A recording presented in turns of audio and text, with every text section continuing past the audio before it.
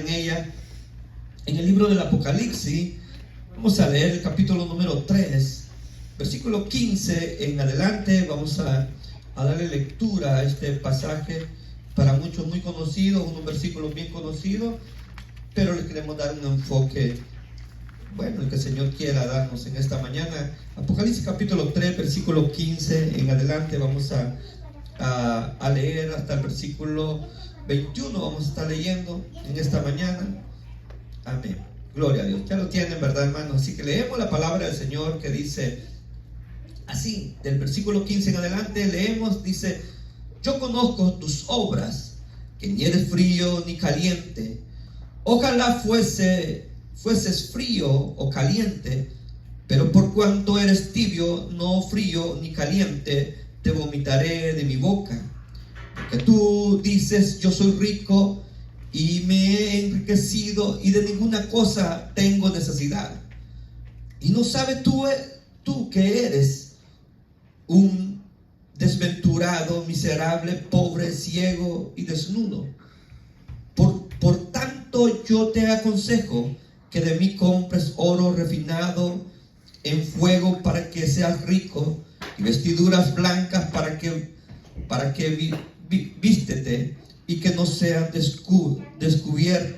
descubra la vergüenza de tu desnudez.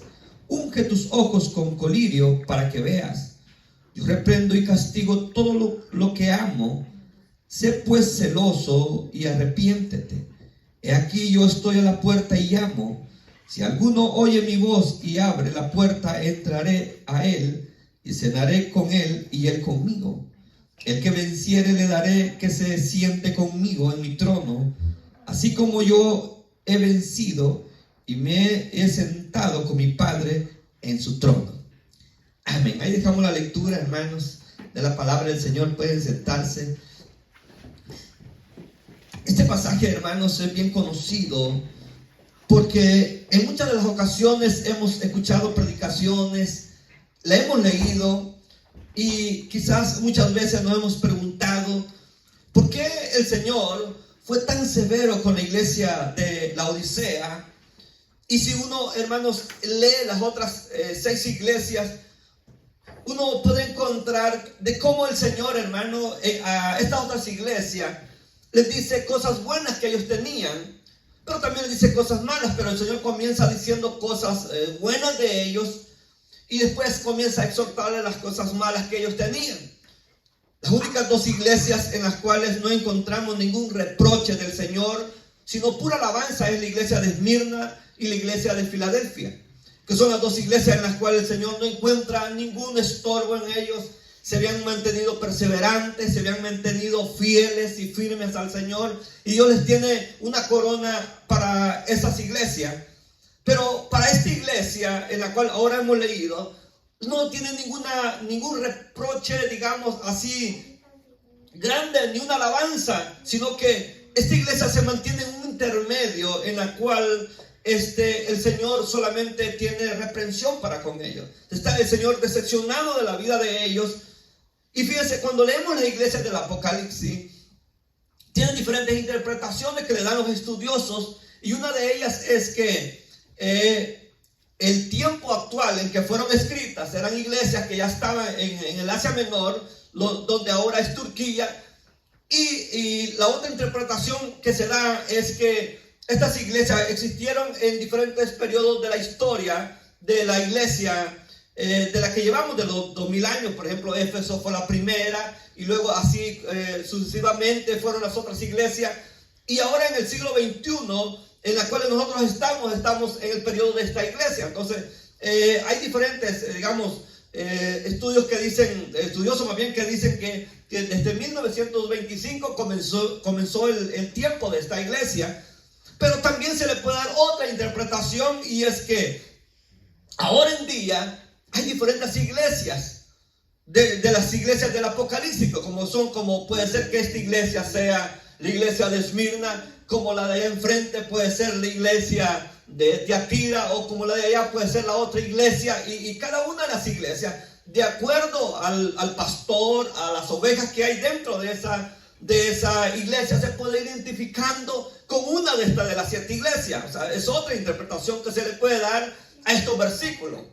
Pero también se le puede dar otra interpretación, y es que cada uno de nosotros que somos una iglesia, somos una de las 7 iglesias.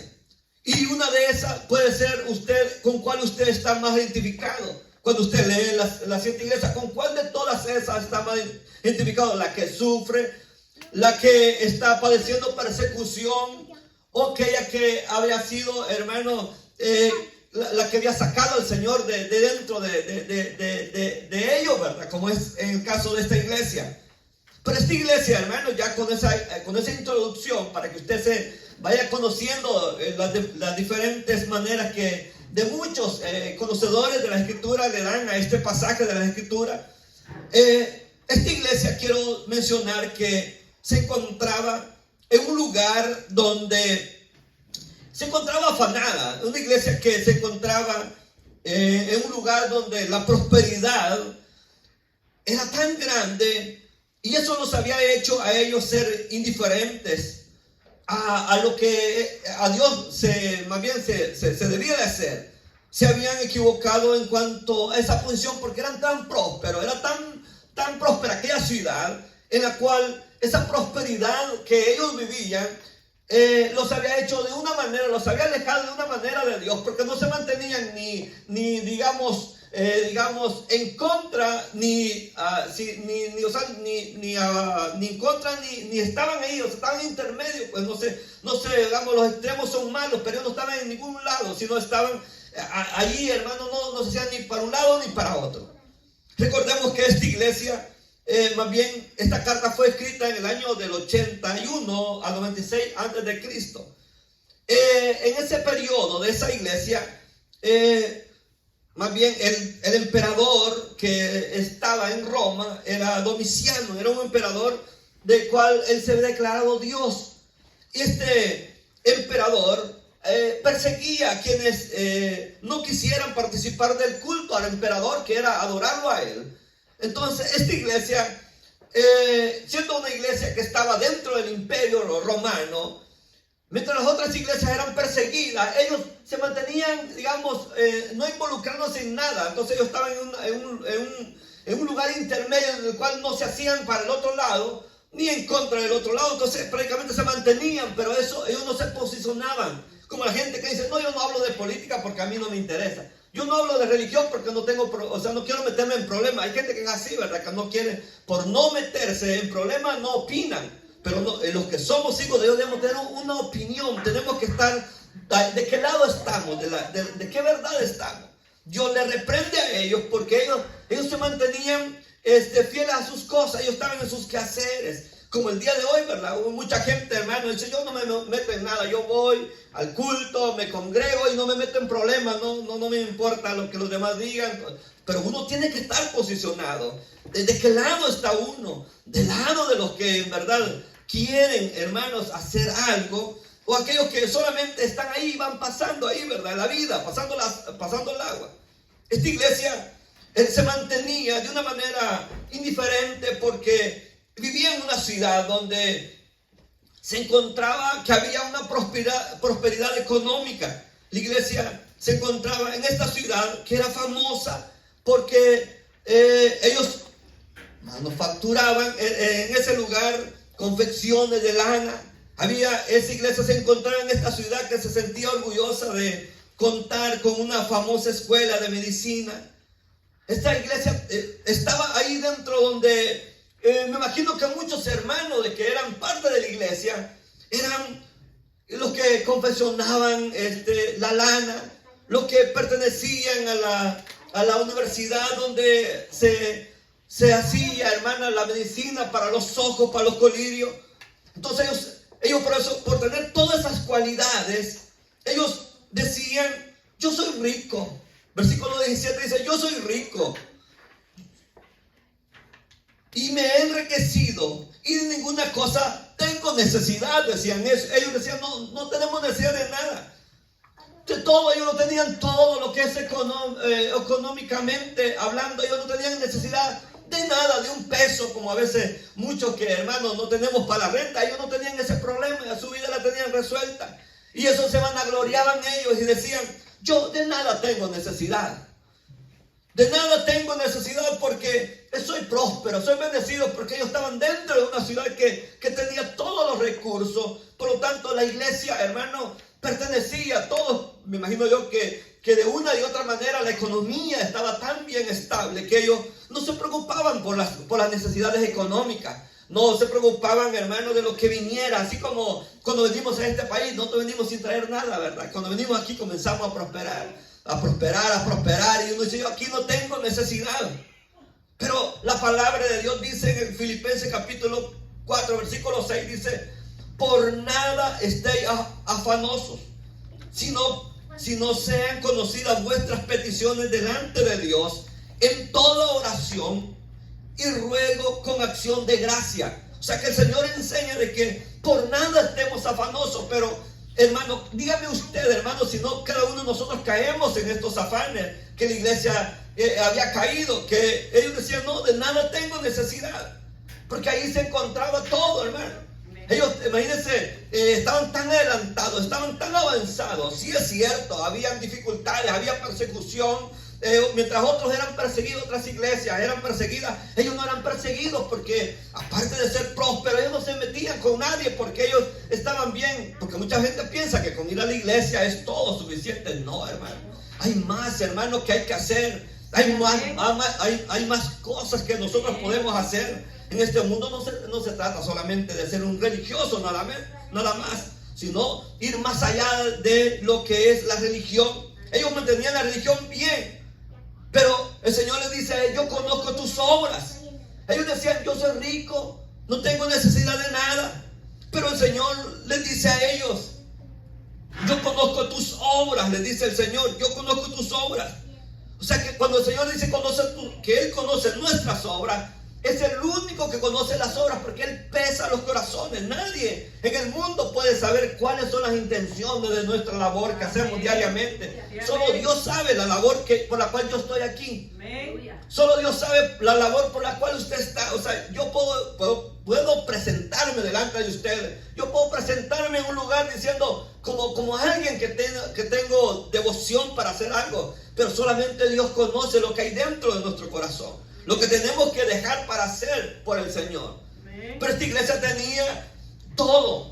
Eran ricos, tenían prosperidad. En esta ciudad estaba la escuela, que llegaron a producir el ungüento con propiedades para curar enfermedades de los oídos, el colirio de los ojos, para la enfermedad del colirio. Imagínense cómo estaba adelantada esta ciudad. Había de todo. En ese año, en el primer siglo después de Jesús, esa ciudad estaba muy avanzada. Y los hermanos de la iglesia estaban ahí, eran parte, tenían su propio trabajo, tenían sus buenos trabajos, y por lo tanto ellos podían sentirse orgullosos, sentirse empoderados, como dicen ahora, ¿verdad? Empoderados económicamente, no tener necesidad. Y es peligroso cuando uno se siente que no tiene necesidad de Dios. Cuando uno dice: no, es que yo lo resuelvo cada quincena. Yo cada quincena sé que tengo mi cheque y no me preocupa, porque yo sé cómo voy a salir adelante. Solamente tengo que hacer esto para poder tener. Cuidado con eso, cuando nosotros no dependemos de Dios. Por eso dice Filipenses: por nada estéis afanosos. ¿Entienden eso? Sino que sean conocidas vuestras peticiones delante del Señor. Es mejor ir delante del Señor y pedirle al Señor misericordia por las necesidades, que estar afanados pensando que ya lo tengo todo resuelto. Y ese era el problema de ellos. Yo decía: todo lo tengo resuelto. Todo lo tengo resuelto en la vida. ¿Qué le puedo pedir a la vida? Dicen muchos, ¿verdad? Pero esta iglesia, hermano, estaba en ese lugar donde producían ungüento para los oídos, para las enfermedades de los ojos. Había, como ellos decían, que habían ahí, también producían la lana, trabajaban, la ropa. Entonces, ¿de qué tenían necesidad? Pero el Señor viene a ellos y les dice que las mismas cosas que ellos producían les faltaba para tenerlos ellos mismos, porque a pesar que tenían la lana, estaban desnudos. A pesar que producían el ungüento para los ojos, estaban ciegos. Entonces Dios reprende de una manera severa a esta iglesia. No tiene ninguna alabanza, no tiene ninguna misericordia para con ellos, porque ellos estaban bien de una manera indiferente al Señor. Que el Señor les dice: porque ustedes no son ni fríos ni calientes, ustedes no se posicionan en ningún lado, no están al lado del imperio romano adorando al emperador, pero tampoco se han posicionado adorando al Hijo de Dios. O sea, que ellos estaban intermedios. Yo no me meto en problemas porque solamente se lavaban las manos, pero tenían que posicionarse a donde querían estar: del lado del Señor, del lado del emperador, adorar al emperador. Pero ellos se mantenían ahí. Ellos, como tenían dinero, tenían plata, con sus carros ahí del año, ellos se metían a sus casas, no le hablaban a nadie, iban a la iglesia, se congregaban los domingos y no pasaba nada. Nadie se daba cuenta que ellos eran cristianos. Se iban a las casas, se iban a los trabajos y nadie se daba cuenta del testimonio de ellos, porque si ellos hubiesen dado testimonio, los hubieran perseguido. Porque en ese momento la persecución estaba a todo lo que daba, porque todos, hermanos, y aún en las calles que caminaban la iglesia, el saludo que se tenía no es como ahora que nosotros le decimos Dios le bendiga, ¿verdad? Ese es como una manera de saludo de nosotros, pero ellos, el saludo de ellos el saludo de ellos, el emperador es Dios, el emperador es hijo de Dios. Ese entonces la gente respondía eso mismo. Entonces los cristianos, al no responder eso, ellos decían Jesús es Señor. Entonces al responder eso, el mismo imperio, hermano, y la misma gente los denunciaba y eran castigados, eran arrastrados, eran encarcelados, eran asesinados. Pero ellos, como no se posicionaban en ningún lado, ellos estaban ahí, no se mortificaban. Ellos iban a lo que iban a congregarse, se presentaban y luego se iban a la casa, al trabajo, y ellos se mantenían fuera de todo. Y mucha gente puede decir: no, es que a mí no me gusta la polémica. No, pero los cristianos, hermanos, desde el principio sí, hermanos, estaban posicionados porque ellos daban testimonio. Ellos daban testimonio su verdadera fe que tenían para el Hijo de Dios. O sea que ellos producían todo. Y por eso ellos pueden decir: yo soy rico y me he enriquecido. Y decían ellos: no tengo de ninguna cosa, tengo necesidad. Pero el Señor les dice: ¿no sabes tú que eres un desventurado? Y le dice el Señor: pobre. O sea, delante de la gente, delante de la comunidad, delante de la ciudad, ellos eran ricos. ¿Sí o no, hermano? Eran ricos, ¿verdad? Pero el Señor les dice: ustedes, les dice, son pobres. Ellos producían el colirio de los ojos. Ellos producían, ahí tienen la mejor universidad para poder producir el colirio de los ojos, las mejores fábricas para producir colirio. El Señor les dice a ellos: son pobres y son ciegos. Y aparte de eso, ellos producían la lana para poder cubrirse, hermano, las mejores lanas, las mejores telas. Pero el Señor les dice: están desnudos. Porque lo que nosotros, hermano, aparentemente podemos mirar, la ropa de marca, la bolsa de marca, todo de marca podemos ver, pero delante del Señor estamos desnudos. Amén. El Señor no está viendo esas ropas. El Señor está viendo esa ropa, hermano, que ha sido emblanquecida por la sangre de Él, por la sangre de su Hijo amado. Esa es la que Él está mirando. Y nosotros no mira el traje que yo traigo ahora, hermano, bonito, si es de marca o no es de marca. Lo que Él está viendo, cómo estoy siendo cubierto por su sangre derramada en la cruz del Calvario. El Señor, hermano, le tiene un consejo a la iglesia.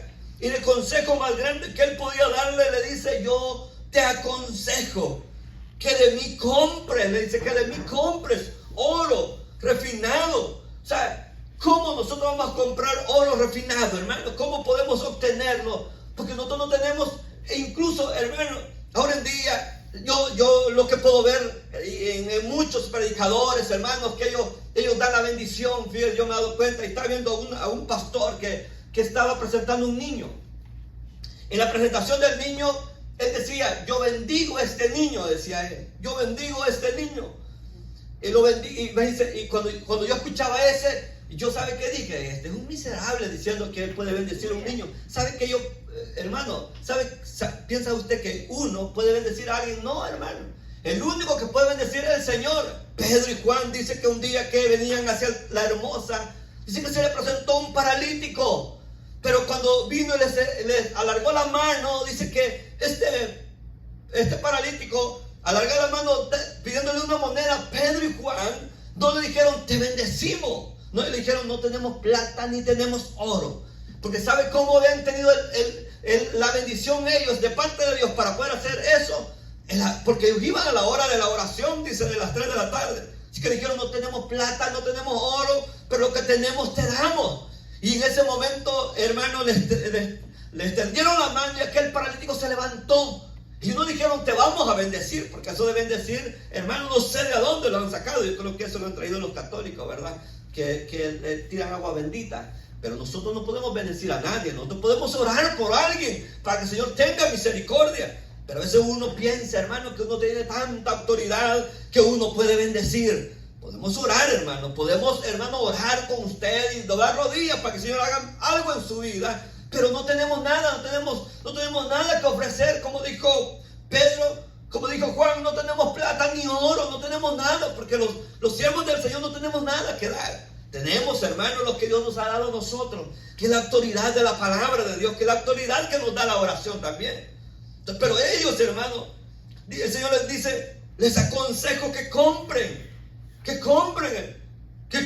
oro refinado, para que sean ricos. Le dice, para que sean ricos, porque aparentemente podían verse ricos con grandes casas muy bonitas, como cuando la iglesia, más bien el pueblo de Israel, vinieron de la esclavitud de Babilonia y vinieron a Jerusalén y comenzaron a hacer sus casas bien, con mucha artesanía, y estaban bien bonitos. Y dice que iban de mañana al trabajo, regresaban a la casa y estaban así. Y el Señor les dice, ya paren. En Ageo les dice, ya paren de hacer eso. Mejor vayan al monte, compren madera y construyan mi casa, y yo voy a habitar en la casa. Porque ustedes dicen que tienen todo, pero por eso no les rinde nada, porque se han descuidado de mí, les dice el Señor. Se han descuidado de mí, por eso nada les rinde. Todo lo que reciben, lo reciben en sacos rotos, les dice el Señor. Porque ellos no, hermanos, no se habían cuidado lo más importante, que era poder dar al Señor, para poderle dar al Señor lo que era de Él. Por eso le dice el Señor, para que sean ricos y de vestiduras blancas para vestirte. Imagínate qué tremendo que uno diga que yo tengo esto, que tengo lo otro, y venga el Señor y dice, tú no tienes nada. Y capaz que muchos salimos corriendo y decimos, ¿cómo decir que no tengo nada? O que alguien nos venga a decir a nosotros, no, lo que tú tienes no sirve. O no, ¿cómo siente usted cuando le vienen y le dicen, mire usted, eso que usted trae no sirve, eso no es de marca, eso no, ¿cómo se siente usted? Aunque sea verdad, uno se siente mal, me hicieron sentir mal, me hicieron sentir incómodo. Pero aquí no era cualquier persona la que le decía, están desnudos, están pobres, están desventurados. Era el mismo Señor, a quien ellos decían que adoraban, a quien ellos decían que le servían, aquel que decían que el domingo iban allá. Ese mismo les dice, ustedes están pobres. Porque ¿saben por qué les había pasado que se habían quedado pobres, hermano? ¿Por qué se habían quedado pobres esta iglesia? Porque no tenían nada. Porque es que ellos se habían quedado sin nada y el Señor les dice que tienen que comprar. Porque el Señor lo habían sacado de la iglesia. Porque el Señor lo habían sacado de sus casas, pues. No lo habían sacado, lo habían abandonado, ni cuenta se habían dado. Porque uno puede pensar que el Señor está con uno, ¿verdad? Como uno dice, no, es que el Señor ya está conmigo porque ya le recibí. Y pensamos que siempre anda el Señor con nosotros. Pero a veces, hermano, no es que Él nos deje, sino que nosotros nos comenzamos a alejar de Él. Y pensamos que Dios, hermano, va con nosotros y Dios ya nos abandonó. Dios ya nos ha abandonado. Pero es importante que nosotros entendamos que es importante el poder estar siempre en comunión con el Señor. El Señor conoce nuestras obras. Lo que siempre muestra el verdadero estado espiritual de las personas es el Señor. Nadie conoce el corazón. Las palabras quizás pueden indicar, hermano, muchas cosas. O nosotros podemos decir muchas cosas. Pero solo el Señor afirma que es por sus frutos que se conoce. Dice en Mateo 7:16, dice, por sus frutos los conoceréis. ¿Acaso se recogen uvas de los espinos o higos de los abrojos? Dijo el Señor. O sea que nosotros, hermanos, tenemos que dar fruto. No solamente es decir, yo soy aquí, yo soy allá. Por su fruto nos vamos a conocer, dice la palabra del Señor. Por su fruto la iglesia, hermano, estaba pasando por un periodo, por un momento en donde tenía que mantenerse fieles al Señor, pero no se posicionaban, porque incluso ante la gente, al ver los que eran poderosos, que eran ricos, que tenían de todo, me imagino que nadie, hermano, los tomaba como si eran cristianos, porque se pensaba que los cristianos eran las personas más sencillas, más pobres, más apartadas, abandonadas. Pero en esta ocasión esta iglesia no pasaba por esa situación económica, no pasaba por pobreza económica. Esa iglesia tenía todo, por lo tanto podía sentirse poderosa, se podía sentir que ella orgullosa. Pero el Señor, hermano, que descubre todos sus secretos de ellos, porque Dios los conoce, y Él conocía los frutos de ellos que ellos estaban dando. Dice el versículo 18, y por tanto te aconsejo que de mí compres oro refinado, para que seas rico, y vestiduras blancas para vestirte, y que no se descubra la vergüenza de tu desnudez. Unge tus ojos con colirio para que veas. Yo reprendo y castigo todos los que amo. Sé pues celoso y arrepiéntete. ¿Por qué les dice el Señor, sé celoso y arrepiéntete? Porque ellos no eran celosos. Ellos pensaban que todo estaba bien, que todo, hermano, todo está bien. Ahora en día, hermano, donde el tiempo, hermano, se ha cortado, donde el tiempo, hermano, está llegando a su final, donde la apostasía está a lo que es, hermano, a todo lo que se da. La apostasía tan grande, hermano, y si sabe que la apostasía es imitar lo de Dios. Cualquier persona dice, yo soy cristiano, porque todos quieren imitar a un cristiano. Todos quieren ser como un cristiano, eso se llama apostasía. Ahora en día, hermano, aunque como la Biblia dice que al final de los tiempos el amor de muchos se enfriará, la apostasía está a todo lo que da. Uno puede encontrar de cómo, hermano, mucha gente dice que es cristiana, y incluso escucho, hermano, de muchos que dicen que son cristianos y todavía la cerveza se la tienen ahí bajo, ¿verdad? Bajo la mesa, o van al culto, después celebran, hermano. De eso, hermano, esos son, hermanos, apóstatas de la palabra de Dios, porque aquellos que verdaderamente son hijos de Dios se mantienen fieles, se mantienen firmes, y el Señor dice, yo reprendo y castigo a todos los que amo. Amén. Si el Señor, hermano, los ama a usted, si yo me descarrilo de sus caminos y Él me ama a mí, si yo estoy en sus planes, si yo estoy en el libro de la vida, el Señor me castigará duramente, como hizo, hermano, con el rey David. Dios pudo haber dejado la vida allí, ¿verdad? Él hizo lo que hizo, el pecado en secreto. Nadie se dio cuenta. Nadie se dio cuenta que él había fallado. Pero Dios sí se ha dado cuenta. Y el Señor, como lo amaba, hermano, como lo amaba tanto a David, vino un día el profeta y viene y comienza a contarle una parábola. De aquel, me imagino yo, aquel David, cuando vio al profeta, como era un gran hombre de Dios, ¿verdad? Viene y lo hace pasar al profeta Natán, y viene el profeta, lo sienta ahí, comienza a contarle una parábola de una oveja, y le cuenta esa parábola, y aquel hombre, hermano, David, se llena de ira y dice que ese hombre debe pagar 5 veces más, y le dice el profeta, ese eres tú. Y cuando le dice eso, él cae de rodillas, hermanos, pidiéndole misericordia a Dios, porque había sido descubierto el pecado de él. Donde nadie había visto el pecado, el Señor le descubrió tentación. Necesitamos vencer las dificultades, necesitamos vencer todo lo que el enemigo nos haya puesto. Ahí tenemos que vencerlo, hermano. Yo no sé cuáles son los obstáculos, hermano, que usted puede pasar. Israel, saliendo de la tierra de Egipto, estuvo muchos obstáculos. Y uno de ellos, ¿sabe cuál fue? Que lo primero que le faltó fue el agua. Y después, hermano, la comida. Y luego el calor. Y luego, hermano, que los egipcios venían allá siguiéndolos a ellos. Entonces, tuvieron tantas dificultades en esos 40 años, que cada día era como una y otra. Pero el Señor, hermano, los había traído con mano poderosa, y Él no los iba a dejar. Así mismo usted, hermano. ¿Cuánto tiempo lleva en los caminos del Señor?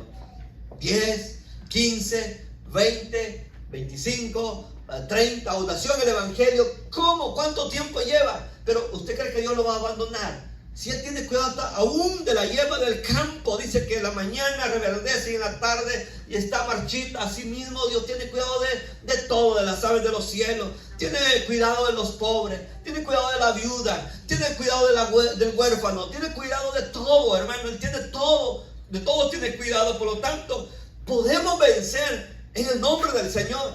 Quizás para otros es imposible, pero para Dios no hay nada imposible. Todo lo que Él ha dicho, Él lo hará. Por lo tanto, nosotros tenemos todas las herramientas para ser más que vencedores. Dicen amén a eso, hermano. Entonces tenemos todas las herramientas, tenemos la palabra, tenemos las escrituras, tenemos predicadores, tenemos, hermano, todas las herramientas las cuales nosotros podamos hacer, como Pablo dice a los efesios: tomen la armadura de la fe para que podamos resistir al diablo. Y comienza, hermano, a decir todas las armas que tenemos para poder defendernos de todas las acechanzas del diablo. Pero nosotros somos más que vencedores en el Señor. Pero necesitamos posicionarnos de qué lado estamos. Porque lo que verdaderamente tiene valor en nuestra vida, debe usted, sí, mi hermano. Si lo material tiene valor, posiciónese. Eso es lo de valor para usted. Posicione de eso. No trabaje y haga plata y eso. Pero si usted, hermano, si para usted tiene valor el poder servir a Dios, hermano, posiciónese por eso. Sírvale a Dios sin excusa, sin remedio. Gócese, hermano. Yo siempre he dicho una cosa: la única manera de que nosotros podamos ser detenidos es el pecado. Ni el diablo, hermano, nos puede detener. ¿Sí sabían eso? El diablo no nos puede detener. El único que nos puede detener es el pecado. Israel, hermano, ¿sabe cuando venían allá en el desierto y venía Balaam a maldecirlo? ¿Sabe qué? Como no podía maldecir al pueblo de Israel, dijo al rey Balac, le dijo: a este pueblo no lo puedo maldecir. Por lo tanto, yo te aconsejo que envíes mujeres moabitas, las más bonitas, envíalas, para que los hombres, los judíos se metan, los israelitas se metan con ellas. Y exactamente eso hizo. Mandó las mujeres más bellas, las más bonitas al campamento de Israel. Y aquellos israelitas comenzaron a tener relaciones con estas mujeres. Y el mismo Dios, hermano, se llenó de ira y comenzó a matarlos. ¿Y sabe por qué? El rey de Moab no tuvo que hacer nada, solamente enviar mujeres, porque Dios mismo se encargó de matar a todos los israelitas, hermano. Y si no es por un sacerdote celoso que, hermano, cruzó a través con una lanza a un israelita y a una mujer que estaban en ese momento del auto teniendo relaciones. Si no hubiera sido por eso, Dios hubiera exterminado a todos los israelitas. Pero, ¿sabe, hermano, quién nos estaba exterminando? El pecado del adulterio, de la seducción. Pero, hermano, lo único que nos puede detener a nosotros y nos puede parar es el pecado. De ahí nadie, hermano, nadie. Ni que seamos pobres, ni que estemos en tribulación, ni que estemos enfermos, hermano. Lo que sea, hermano, aunque lo único que podamos decir es alabanza a Dios, lo vamos a hacer. Porque nada nos puede detener. Por eso el Señor dice: el que venciere le daré. El que venciere le daré que se siente conmigo en mi trono, así como yo he vencido. Pero ¿cómo el Señor venció, hermano? Dando su vida en la cruz del Calvario. ¿Cómo venció Él? Yendo con el madero, hermano, hacia el Gólgota. Allá iba caminando. Cuando lo azotaban, cuando lo golpeaban, él se caía, se volvía a levantar, porque no había terminado la misión. No había terminado la misión por la cual Él había venido. Él venció, y por eso el Padre le dio un nombre, que sobre todo nombre, para que ante el nombre de Él se doble toda rodilla y toda lengua confiese que es el Señor.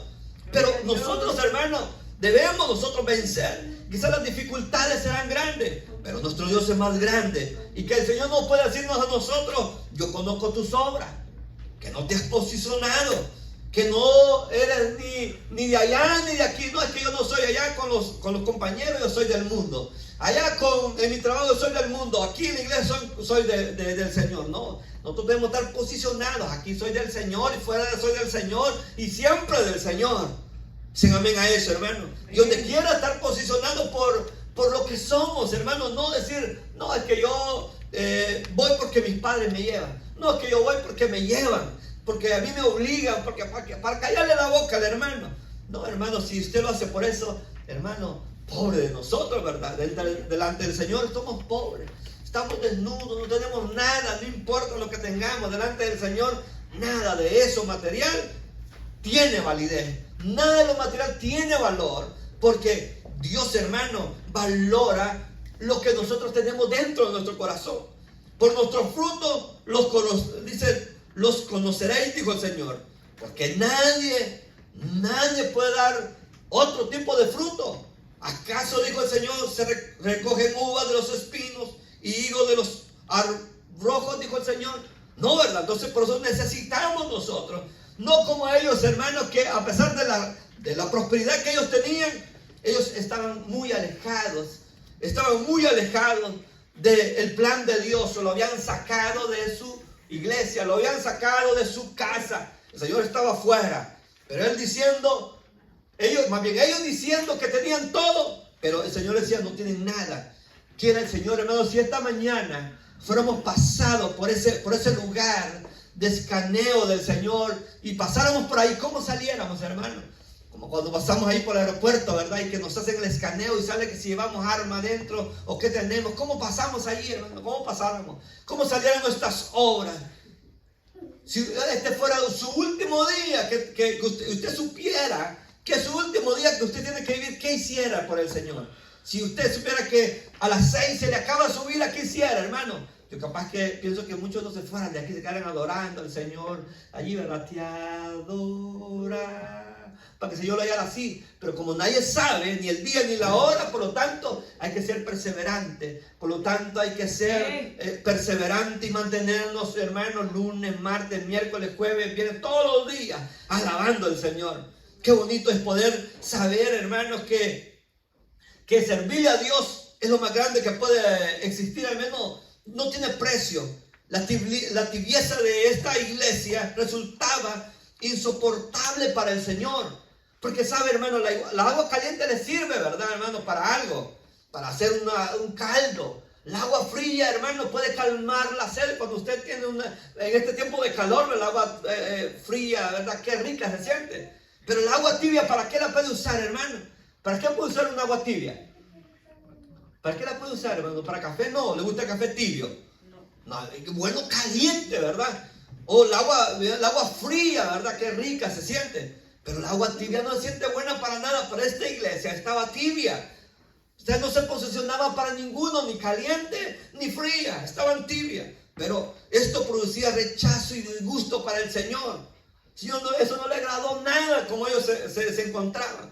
Quiera Dios, hermano, que nosotros queramos estar calientes en la presencia del Señor. No, hermano, fríos, no tibios. Ahí no decían, no, es que yo no soy ni aquí ni allá. No, fríos que ya no quieren nada de Dios. Pero esos fríos que dicen, no, yo mejor me voy al mundo, no voy a ser estorbo. O aquellos que dicen, no, yo mejor voy a estar aquí en la iglesia, pero va a ser estorbo, ¿verdad? Dios quiere que nos posicionemos y que le demos valor al verdadero valor que hay en la vida, que es poderle dar los mejores años, los mejores días al Señor. Amén. Esa es la iglesia, hermanos, que debemos hacer nosotros. Y que si otros hermanos de la iglesia de otro lado son así, bueno, que sean ellos. Pero nosotros debemos estar posicionados. ¿Cuál es el nivel de adoración, el nivel de santidad, el nivel de búsqueda que queremos tener delante del Señor? ¿No es fácil? Pues no es fácil, pero hay que hacerlo si queremos agradar a aquel que, dice el Señor, el que venciere le daré que se siente conmigo. Qué lindo será, hermano, el día cuando el Señor nos diga, bien, bendito de mi Padre. Imagínense que Él venga y nos exalte en el momento que sea el tiempo de nosotros. Pero debemos estar ahora, hermanos, posicionados desde ahora en día, porque estas obras que hagamos ahora seguirán con nosotros después, como dice la Biblia, más allá de la muerte. Por lo tanto, necesitamos nosotros mantenernos fieles y firmes en la fe del Hijo de Dios. Amén. Vamos a orar en esta mañana. Vamos a orar y vamos a decirle al Señor, Señor, ayúdanos. Señor, ayúdanos.